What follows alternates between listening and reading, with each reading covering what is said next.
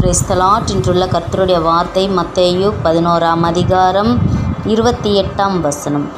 வருத்தப்பட்டு பாரம் சுமக்கிறவர்களே, நீங்கள் எல்லோரும் என்னிடத்தில் வாருங்கள், நான் உங்களுக்கு இளைப்பாறுதல் தருவேன். பிரியமான தேவ பிள்ளைகளே, வருத்தப்பட்டு பாரம் சுமக்கிறவர்களே, நீங்கள் தேவனிடத்திற்கு வாருங்கள் என்று கர்த்தர் சொல்லுகிறார். எது பாரமாக இருக்கிறது? குடும்பத்தின் பாரங்கள், வியாதி என்ற பாரம், வேதனை என்ற பாரம், குடும்ப சுமைகளை சுமக்க முடியாமல் வேதனைப்பட்டு கொண்டிருக்கிற என் சகோதரி சகோதரனே, தேவன் உங்களை அழைக்கிறார்.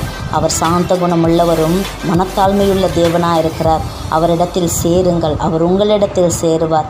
வேதத்தில் எழுதப்பட்டிருக்கிறது, என் நுகம் மெதுவாயும் என் சுமை லகுவாயும் இருக்கும் என்று.